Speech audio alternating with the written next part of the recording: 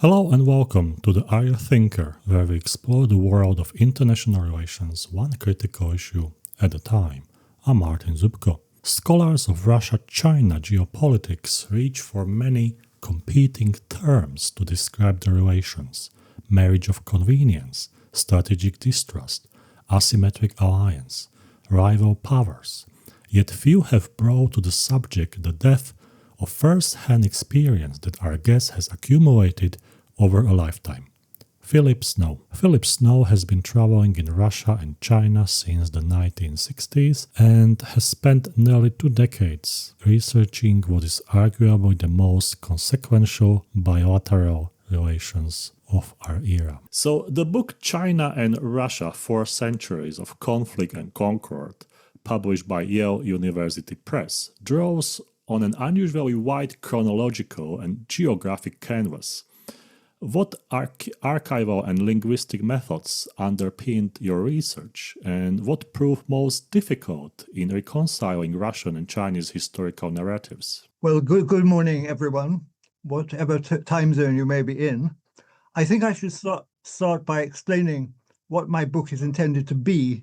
It's a work of synthesis, primarily directed at the non-specialist reader, though I also hope it will be of some value to the specialist reader as well. As you say, the scope of the book is a broad one in both chronological and geographical terms, covering developments from the early 17th century to the present, and embracing the whole of what nowadays we increasingly seem to call Eurasia. Under these circumstances, there were bound to be limits to the amount of archival work I could do.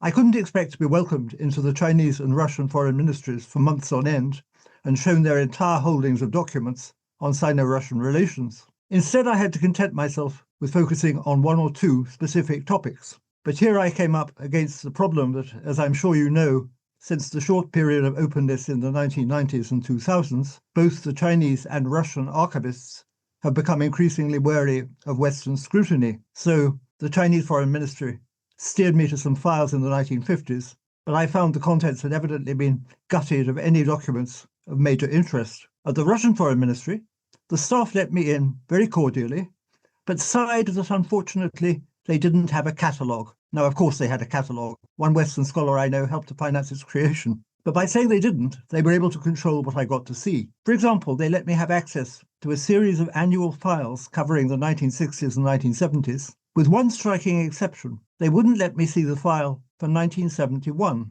It seems to me highly likely that this file held documents relevant to the still murky affair of Lin Biao, and I would recommend anyone interested in pursuing that topic to make a renewed attempt to gain access to it. What I did find much more valuable were a number of collections of previously published archival documents.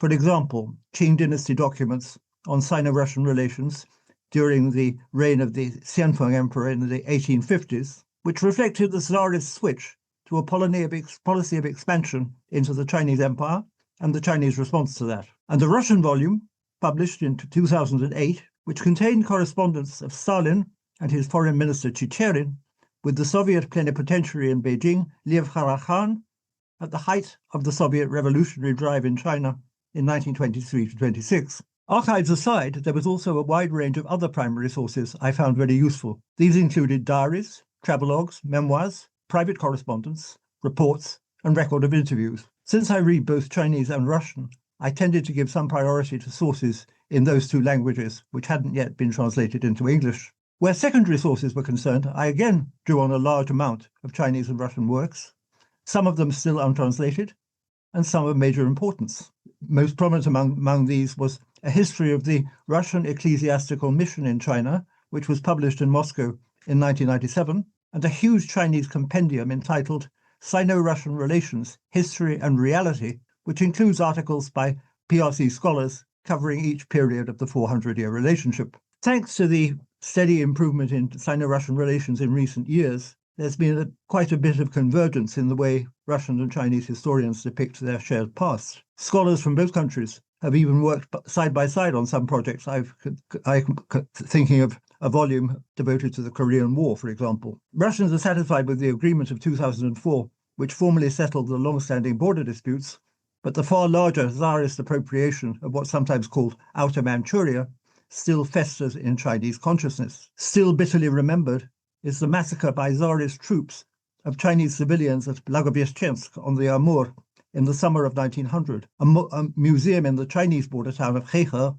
devoted to this episode was closed to Russian visitors who might otherwise be incensed by it. And both sides seem to be as far apart as ever over the question of who was responsible for the clashes which took place on the Xinjiang and Manchurian borders in 1969 and brought the Soviet Union and China to the brink of war. And Philip, when you entered those archives, did you have any institutional cover, for instance, being a researcher? I had letters of introduction. Okay, because this is also something that it's quite useful to know how to enter the archive.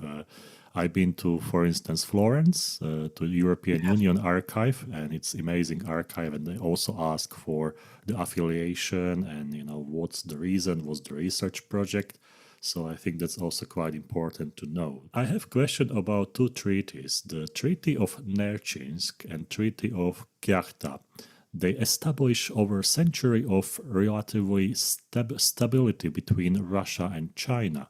But why was Russia able to reach sort of accommodation with China earlier than other European powers? I think the basic reason is that at the time when the Russians first came up on the Chinese border, the rulers of Imperial China were prepared to be flexible in their dealings with foreigners as they never were before or since. After the Manchu conquest of China in 1644, the priority of the new Qing dynasty was to consolidate their position. They were confronted by various new forces on the other side of their borders, including some people called the Erlose, who were pressing for trade and diplomatic relations, and the Luocha, who were marauding in the Amur River Valley. By 1670, the second Qing Emperor Kangxi had established that the Erlose and the Luocha were the same people, and that consequently the Qing faced an immense new power taking shape to their north. The Luocha clearly had to be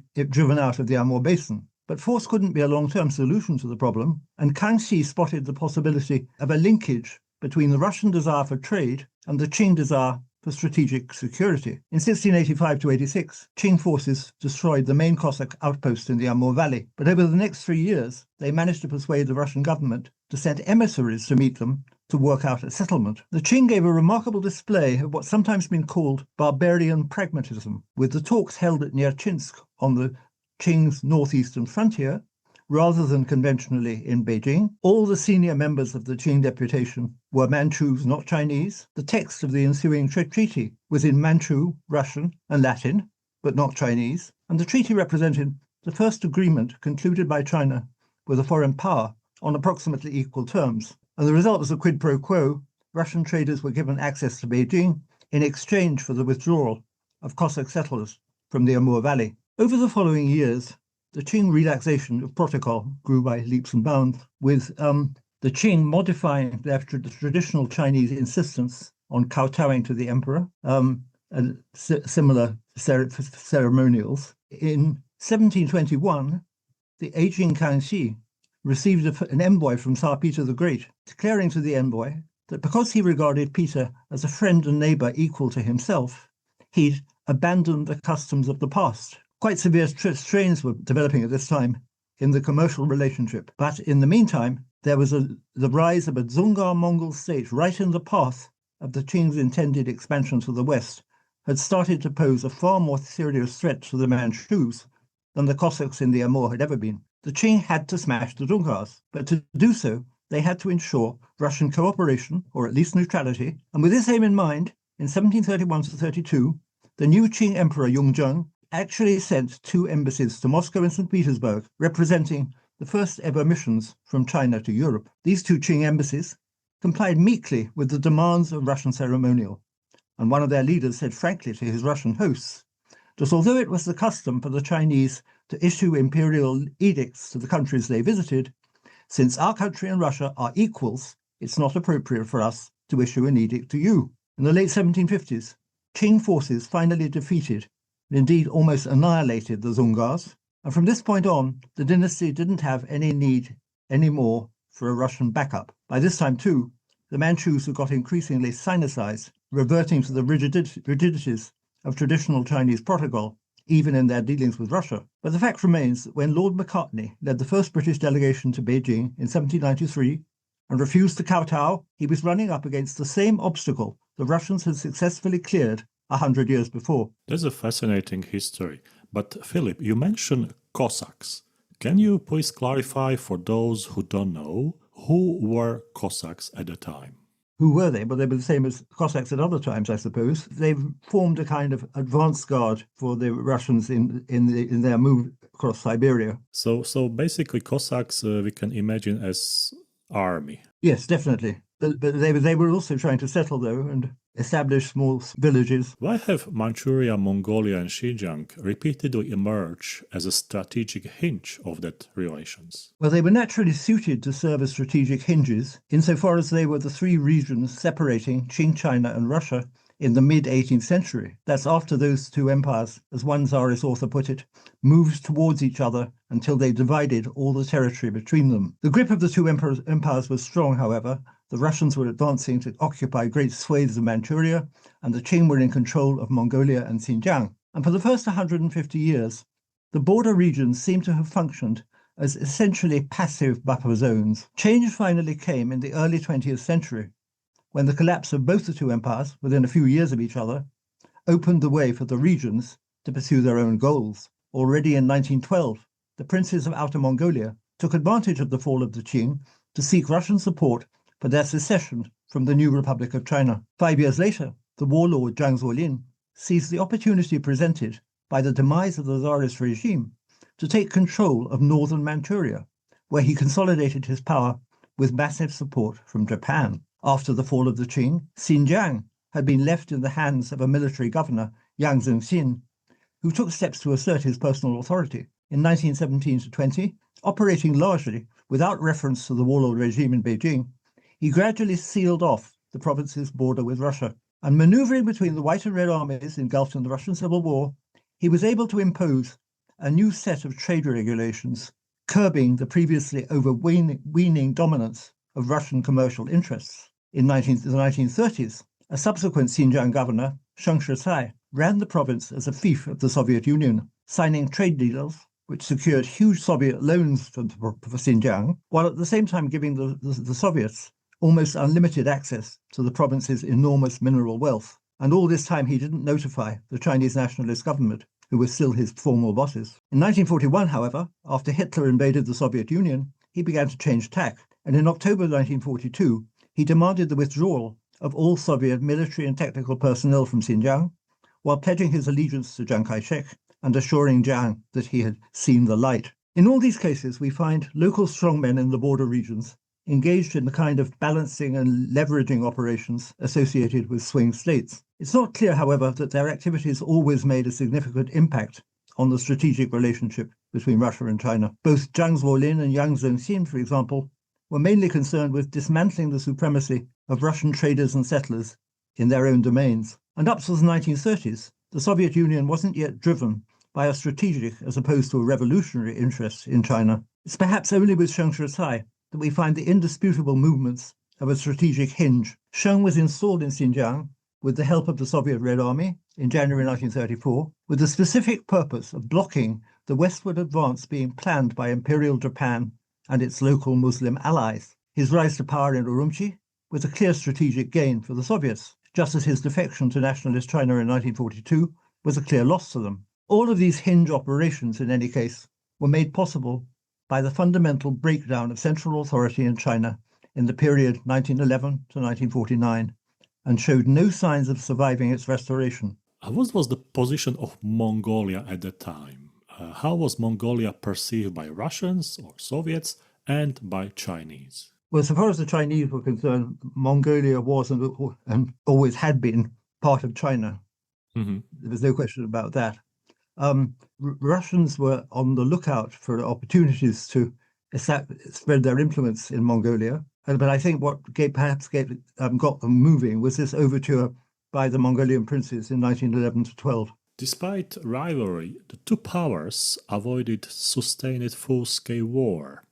What structural constraint most consistently prevented escalation? I think the answer has to be distance. roughly 4,000 miles separating European Russia from China, which made it impossible for the Russian government to deploy a significant military force, complete with supplies, in the east until it was left, in fact, to local garrison troops to respond to any Qing challenge. And these garrison forces were tiny, typically. A total of 1,000 men was all they could be mustered in 1685 to resist the attack on the Cossack settlement of Albazin on the Amur. The Qing fielded an army of 15,000. In the mid-1750s, the Russian court were briefly gripped by a new belligerence. There was talk of regaining the lost Siberian settlements on the Amur, and a regiment of dragoons was moved east into the Siberian line opposite Mongolia. But it was the same pattern as it was 100 years earlier. The garrison in Siberia consisted of just one regiment, and local officials reckoned that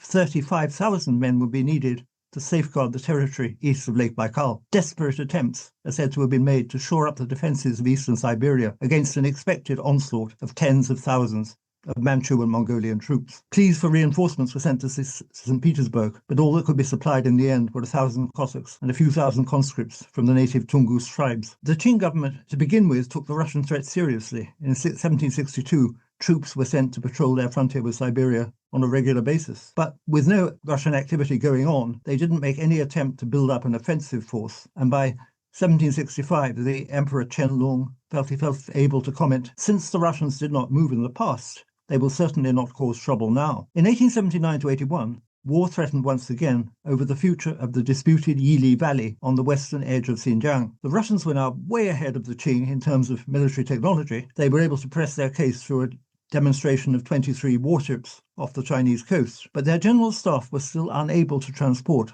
more than a small army of 5,000 men to the east to confront a supposed Qing force of 180,000. The Qing were now displaying some real bellicosity for the first time, with their generals, Wu Zongtang, threatening to march on St. Petersburg with a contingent of 2,000 men, somewhat ridiculous. But this time it was the Qing, as well as the Russians, who were disadvantaged by the factor of distance. The Russians had now got the telegraph, which meant their high command could transmit orders instantly to the Xinjiang border, while the Qing couldn't transmit a decree to the border and receive a reply to it in less than 3 months. In the 1880s, a body of Tsarist businessmen and industrialists pressed for a solution to this old logistical problem in the form of a railway, which would at last make it possible to move large armies and supplies beyond Lake Baikal in case of emergency. Count Sergei Witte, the leader of the group, summed their objective up with his observation that Russian power in the east would increase in proportion as the distance diminished. In 1891, Tsar Alexander III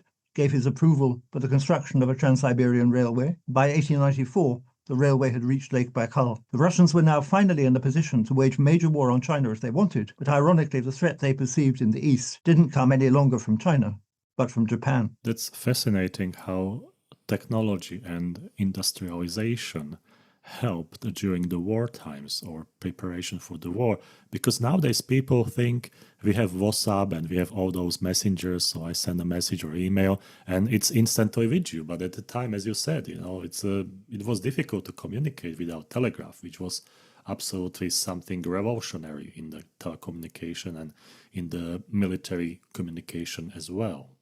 So I'm glad that you mentioned that. That's truly important. Do you think that the distance played the major role, or do you think that it was the combination also distance and technology? You could acquire the technology without being able to overcome the problem of distance, as we saw with the Russian forces in 1879 to 81. That still wasn't enough if they couldn't transport the troops and the military supplies. Nothing could really happen until the railway was got going. During the late imperial period, Russia's pursuit of influence in Manchuria left a durable imprint on Chinese strategic thinking. How has this era shaped contemporary mistrust between Russia and China? That's an interesting question, given the current display of warm relations. Up till the late 1890s, Russia tried to distinguish itself from the other foreign powers encroaching on China by adopting what I call an avuncular posture, the attitude of a friendly uncle, always ready to stand up for the Qing against the designs of the West and Japan. After the First Sino-Japanese War in 1894-5, Russia took part, along with France and Germany, in the triple intervention that induced the victorious Japanese to disgorge the Liaodong Peninsula in Manchuria. 3 years later, all that went by the board, as the Russians themselves moved into the Liaodong Peninsula, compelling the Qing court to hand it over to them on a 25-year lease. After the Boxer Rising of 1900, Tsarist armies occupied all the rest of Manchuria, and active steps were taken towards converting it into a Russian colony. Whether this would in fact have happened isn't entirely clear. Some Tsarist policymakers were alarmed at the demographic implications of absorbing an immense number of ethnic Chinese. But in any case, plans on those lines were aborted by Russia's smashing defeat at the hands of Japan in the Russo-Japanese War of 1904-5. However, this disaster didn't seem to quell Russia's appetite for acquiring new lands and natural resources. St. Petersburg simply switched its attention from Manchuria to Mongolia, with its huge empty territory and its vast reserves of gold and coal. The fall of the Qing dynasty in 1911-12 gave the Russians a chance to establish themselves as sponsors of a new autonomous Outer Mongolia. This process was interrupted in 1917 by the fall of the Tsarist regime and the advent of Soviet power. But in 1921, the Bolsheviks completed the work their Tsarist predecessors had started, securing firm control of a Soviet-backed Mongolian People's Republic. Count Sergei Witte, whom we were just talking about in the context of the Trans-Siberian Railway, who was a proponent of peaceful economic expansion, and he was horrified at the Russian lunge into Manchuria in 1898, declaring that Russia had lost all our traditional relations with China and had lost them forever. And looking at the often stormy relations between the two in the next century, it's hard not to think his judgment was basically right. Following the about turn of 1898, Russia is said to have forfeited all the goodwill it had previously enjoyed at the Qing court. More important than losing the goodwill at the Qing court was the impact of renewed Russian expansion on the young Chinese nationalist intellectuals. Even before Russia discarded its velvet glove, the eminent Chinese journalist Liang Qichao had grimly warned advocates of an alliance with the Tsarist regime. Let me remind you of Poland. Chinese intellectuals were coming to think of Russia as a land of darkness, corruption, and despotism. And in May 1911, Chinese students in Tokyo were said to fear Russia more than any other foreign power. The moves made in the last years of Tsarist rule to detach Outer Mongolia from China were bitterly resented. And in 1921, both warlords and radical students were enraged when the Bolsheviks managed to bring this process to a successful conclusion. And the mistrust this engendered rankled for decades. In February 1989, at an audience given to US President George Bush Sr., Deng Xiaoping recalled how when he was growing up, the map of China had looked like a maple leaf with its three protruding segments of Manchuria, Mongolia, and Xinjiang. Only now the central segment of Mongolia had been torn away. 3 months later, at a meeting with Mikhail Gorbachev, supposed to set the seal on a grand Sino-Soviet reconciliation, Deng returned to the same theme. He observed, in the context of foreign predations in China, that while Japan had inflicted the most damage, Russia had secured the most benefits. From the vast expanse of Outer Manchuria to the large Black Bear Island in the Amur, captured after the short Sino-Soviet border war in 1929, and the Manchurian ports and railways recovered for Russia by Stalin at the end of World War II. This gives us the opportunity to implement sort of memory politics here, because there is a lot to remember and there is a lot to elaborate on when you compare the Chinese and Russian perspectives, because the era was sort of up and down for both countries. Yeah, that's right. Let's talk a little bit about the Sino-Soviet split, which unfolded during a period of sort of socialist solidarity. And from an international relations perspective, what does this rupture reveal about the durability of ideologically grounded alliances? Well, in my opinion, it shows that in the short term, ideology shared between nations creates the appearance of solidarity and can serve as a paper covering over underlying differences. But an ideology can also be a secular religion, which attracts zealots, fosters the sectarian impulse, and lends underlying disagreements an added venom. Some striking observations about this were made by Deng Xiaoping again, who had been in the early 1960s a prominent figure, the most prominent Chinese figure in the Sino-Soviet doctrinal polemics. Looking back on the polemics in the course of his meeting with Mikhail Gorbachev almost 30 years later, Deng acknowledged that there had been a good deal of hot air and that the Chinese themselves didn't now think all their positions had been correct. Their real underlying grievance had been the Soviet failure to treat the Chinese as equals. Deng approved the resumption of party ties on an equal basis, but neither side really seems to have mended relations from an ideological point of view. Gorbachev grumbled to an aide that he was fed up with listening to this old man's sermons. As for the Chinese, the collapse of socialism in Eastern Europe in the autumn of 1989 put paid to any tolerance they'd been prepared to extend to Gorbachev's policies. In November 1989, Premier Li Peng declared that only the relations between states, not parties, had been normalized. In March 1990, an internal CCP document maintained that Gorbachev's line amounted to a betrayal of the fundamental principles of Marxism. And by November, the CCP had labeled Gorbachev a traitor to the socialist cause. 2 years later, however, in December 1992, Boris Yeltsin became the first post-Soviet Russian leader to visit Beijing. Yeltsin signed a declaration with his PRC counterpart, affirming that Russia and China were friendly countries, and commenting at a press conference that the ideological barrier had been removed. And I think the dates of these developments speak for themselves, really, because from October 1949, when the PRC was established, to April 1960, when the CCP's publication of the article Long Live Leninism first exhibited the Sino-Soviet doctrinal schism to the outside world, the alliance between the two communist powers had lasted just over 10 years. From December 1992 to the present, the non-ideological partnership between China and Russia has lasted 33 years, and it's still going strong. So, Philip, after 1991, territorial and ideological bonds gave way to energy interdependence. How has the centrality of oil and gas reshaped the asymmetry within the partnership? Well, the effect has been clearly that China has replaced Russia as the senior partner in the relationship, though other factors besides energy have contributed to this. The key date's 1993, when a modernizing China made the transition from being a net exporter to a net importer of oil. And the Chinese were casting around for suppliers, and they saw promise in the newly established Russian Federation as a country which could deliver the supplies to them over land without having to pass through the geopolitically turbulent Middle East. By 1994, then, they were sounding out the Russian government.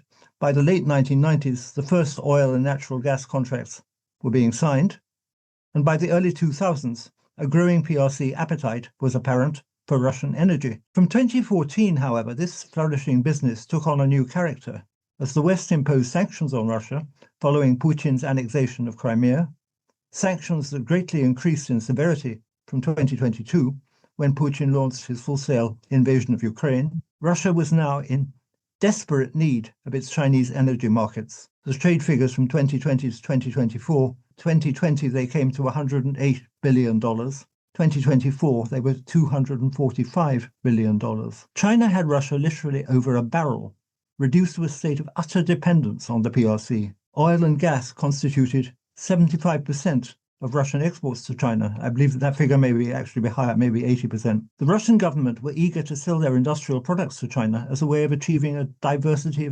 of trade. But the Chinese weren't interested. In the 1990s, they still had a traditional appetite for Russian arms and military technology. But by the early 2000s, even that was declining.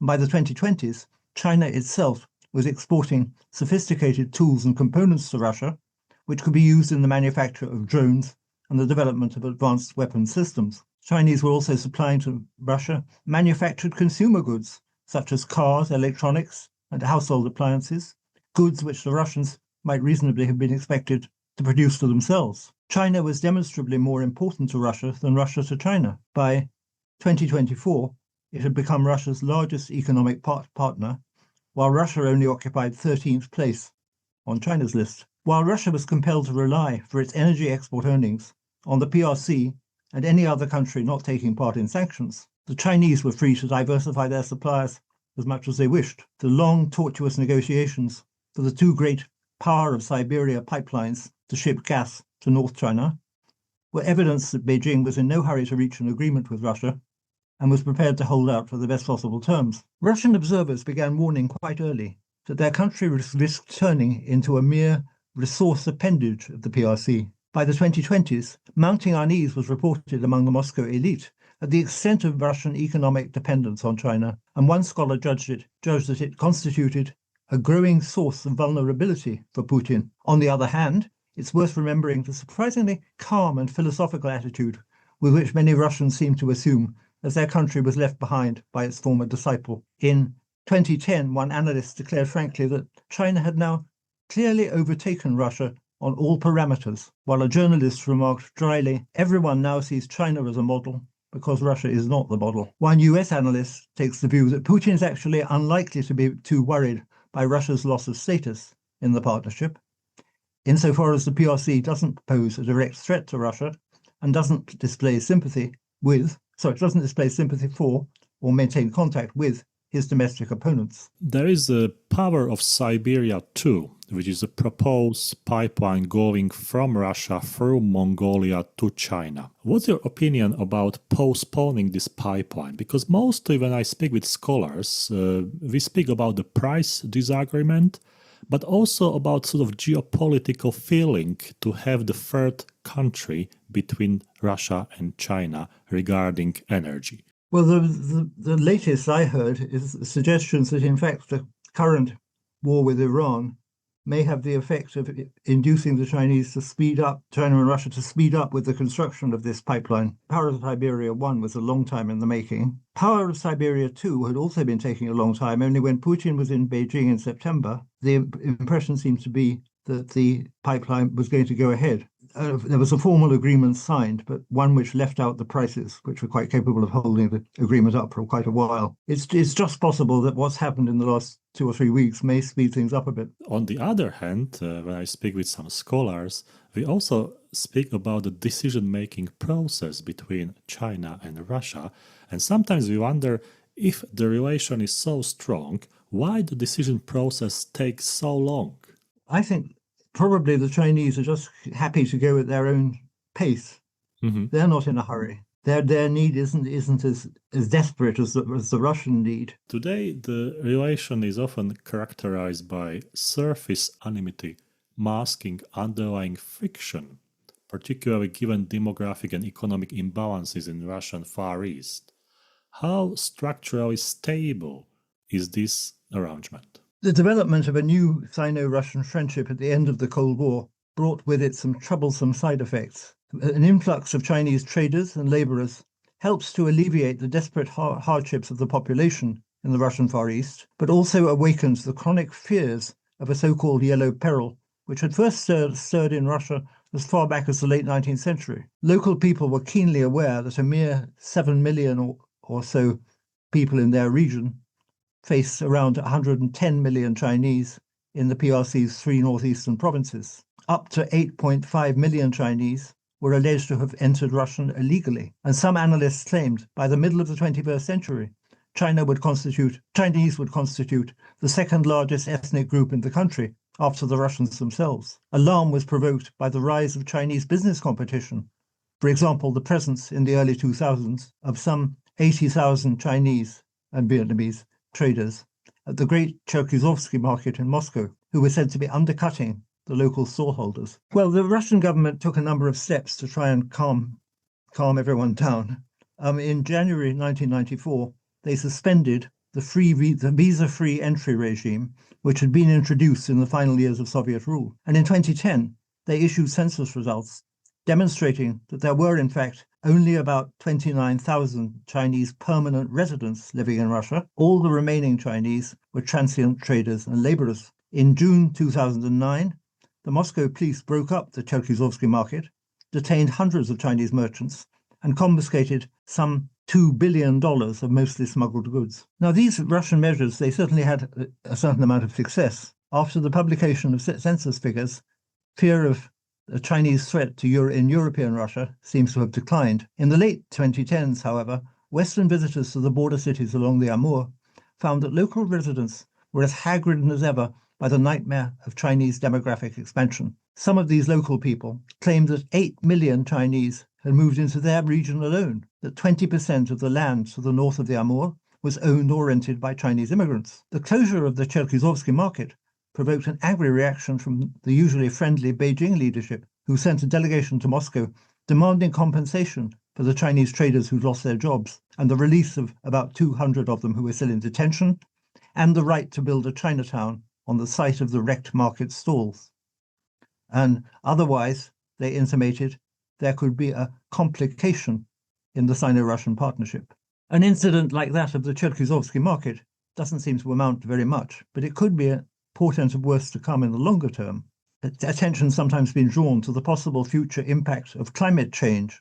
Scientists have suggested that by the second half of this century, global warming could have turned much of North China into a desert, causing a migration of desperate peasants across the border into Siberia and a head-on clash with the local inhabitants. Could even be that we're already seeing the first hints of such a collision in a recent attempt by Chinese business interests to divert fresh water from Lake Baikal into PRC territory. That said, I think it's important to note the continued determination on both sides to avoid any repeat of the calamitous breakdown of relations which took place in the 1950s and 1960s. The two countries are now linked together by a dense network of ties from twin cities and regions to scientific research institutes, which would be hard to uproot after all this time. A distinguished Russian sinologist, Professor Alexander Lukin, wrote in 2018 that the basis of what he called the near alliance was now so strong that any differences can be effectively resolved through the existing mechanism of consultation. In June last year, there came to light what seems at first glance like the most devastating evidence of Sinophobia on the Russian side. A smuggled report emanating from the FSB security service, authenticated by half a dozen Western intelligence agencies and published in the New York Times. Calling China the enemy, this document draws attention to Chinese military and industrial espionage directed at Russian technology in the Russian-occupied portion of Ukraine and at an institute of higher education in the Arctic, and to the activity of Chinese scholars assigned to uncover the history of early Chinese settlement in Outer Manchuria in support of a future Chinese claim to that region. It seems clear from this evidence that the Russian security services continue to harbor a deep fear and suspicion of China. But this needn't be incompatible with the China-friendly relations pursued by Putin and the political leadership. Quite possibly, Putin finds it useful to maintain a Sinophobe staff in the FSB to keep a close watch on his PRC partners and make sure they don't get up to anything untoward. 3 months after this document was published in the West, at any rate, Putin was apparently happy in the course of a trip to Beijing to suggest a possible resumption of visa-free travel for Chinese visitors to Russia, in response to a similar announcement made by Xi Jinping concerning Russian visitors to the PRC. That's very true that climate change will change the borders, because I've studied this China-Russian border, and basically when people have nothing to eat, no drinking water, they must move. And there is no other options, like they must move anyway, either direction. And as you said, Baikal is in the north. We know that Baikal is a reservoir of drinking water, but there is also forestry, animals, there is food, and there is a climate which is changing as well. So, like last time I spoke with someone about Vladivostok, and he also told me, like, look, children are not being born, many young people are moving to Moscow, and the whole region is going down the hill, because officially there is a support from Moscow, but when you go there, the investment is not that visible. So I think those factors will play a crucial role in how China and Russia will manage this south border. Because, as you said, climate change has a huge impact. And I think this will accelerate with the permafrost, because the permafrost is going to melt, or it is melting already. And you know that we don't know what's there, what sort of bacteria, viruses, and everything. Scientifically, it's going to be fascinating area for research. But let's move a little bit to our next question, Philip. And I would like to ask, to what extent is the present alignment driven by shared grievance toward the West? Because we know that one of the aspects of Russian and Russian-Chinese alignment is that sort of movement against the West. So what's your strategic opinion about this and about the foundation of this argument? Right. Well, I think the point to bear in mind here is that the Sino-Russian partnership isn't a revolutionary front like the Sino-Soviet alliance of the 1950s. In many ways, it's a deeply traditional conservative combination. China and Russia have taken as their guiding light, as Xi Jinping even praised it specifically in a speech a few years ago, the 1648 Treaty of Westphalia, which enshrines the sanctity of national borders and the right of national governments to do as they please within their own borders without being subject to any interference from outside. This outlook contrasts fundamentally with the increasing consensus in the Western world that national governments are answerable for their domestic as well as their foreign policies to a higher global tribunal. So the result is that both the Chinese and Russian regimes are continually irked by Western pressures over human rights and democracy, support for Taiwan, for the color revolutions in former Soviet territories. This obviously isn't just a matter of principle, in that the rise of Western-backed democratic forces entails a direct challenge to the regimes themselves. At the same time, Chinese and Russian distaste for the West isn't just limited to political matters, but is also expressed in their judgment of Western moral and social values. It would be wrong to say that the two powers have been indistinguishable in the policies they followed. Putin's invasion of Ukraine was a flagrant breach of the Treaty of Westphalia, and the Chinese felt obliged to turn a blind eye to it. But the Russian and Chinese approach to these issues has been broadly unanimous ever since the Kosovo crisis of 1999, when Russia was incensed by the Western assault on a fellow Slav country, Serbia, while the Chinese were outraged by NATO's inadvertent bombing of their embassy in Belgrade and the resultant deaths of a team of their journalists. In 2011, a professor at the National Defense University in Beijing warned a visiting group of Americans that so long as US pressure on China continues, so long the Sino-Russian partnership will endure.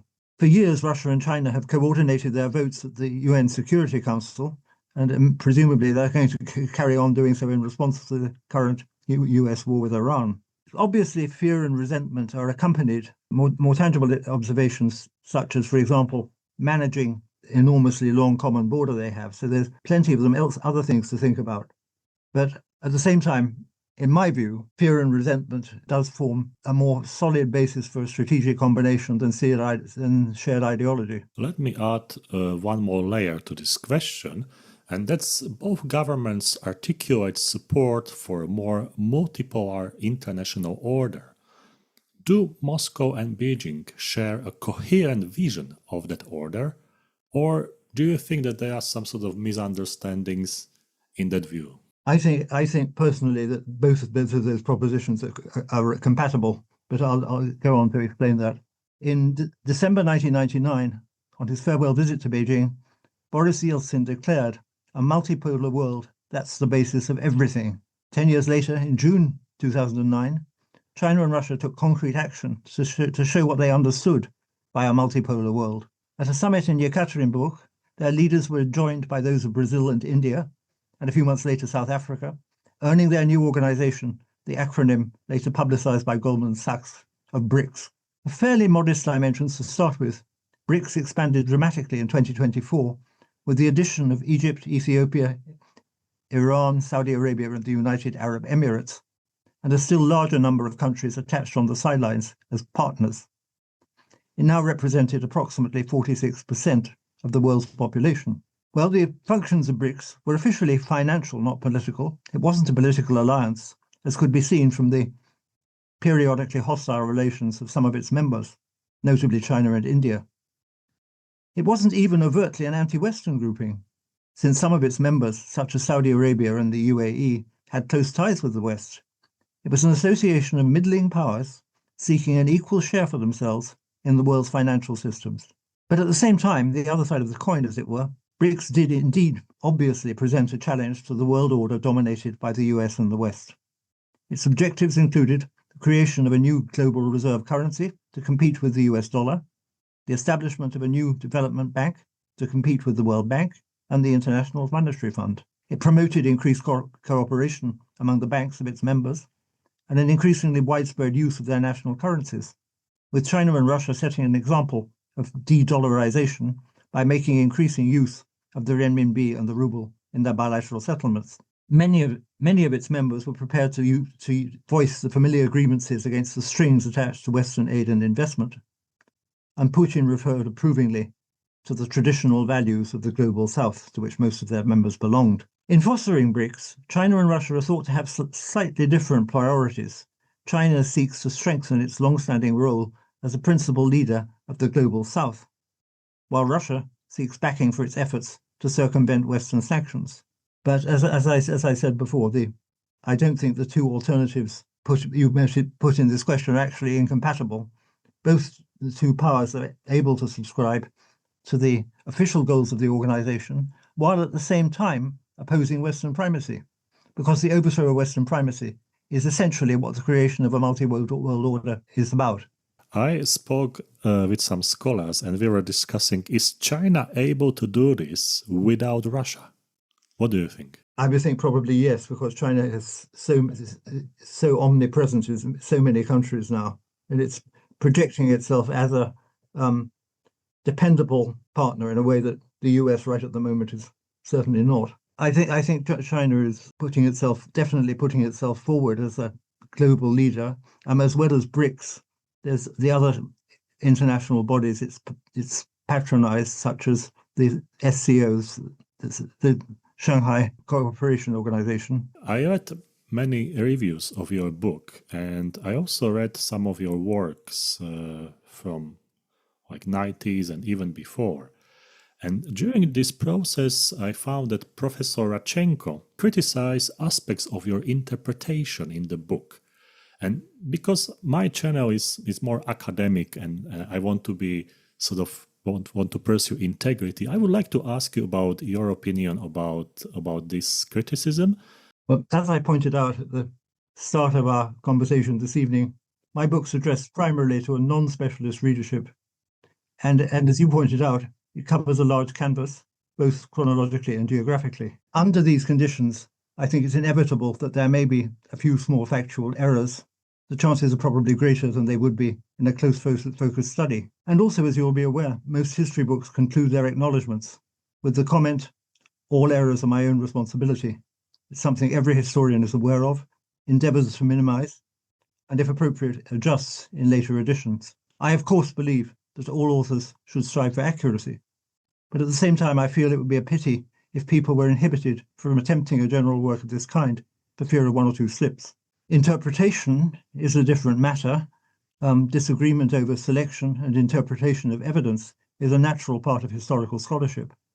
Quite often it happens that two authors have consulted different sources or drawn different conclusions from the same source. I stand by what I've written. The last question for today's interview, Philip. I would like to ask you about your opinion regarding the current situation in the world, how we can approach Russia and China regarding research in a better way. What should we consider? Where can we have a look and what would improve the understanding of both countries, mainly in the West? Well, I think there has to be a much greater effort made to promote dialogue. People just aren't talking to each other nearly as much as they could be. I mean, even in the Cold War, and I did make one or two visits to the Soviet Union in those days. You felt that there was a bit more fluidity in a funny way. People were willing to exchange ideas and talk to each other. Let's hope for the better dialogue and also better cooperation with the scholars on both sides, because I think this is quite important that despite negative or positive times, we should talk to each other in some way. And this helps because dialogue is one of the best ways how to sustain relations and how to keep in touch with the reality of political life, of international relations. I think a lot of us here are really worried by the similarity we detect to the run-up to World War I. Various powers can just blunder into a war without meaning to. Philip, many thanks for sharing your research with us, your perspectives. And I think it's very, very important to go and read many texts about Russia and China relations, because it's a sort of strategic for international relations. And I think more we read, more we know, more perspectives we can create and develop. And therefore, again, many thanks for being on the Area Thinker. Well, I hope it's of some use to you. It was a pleasure to meet you.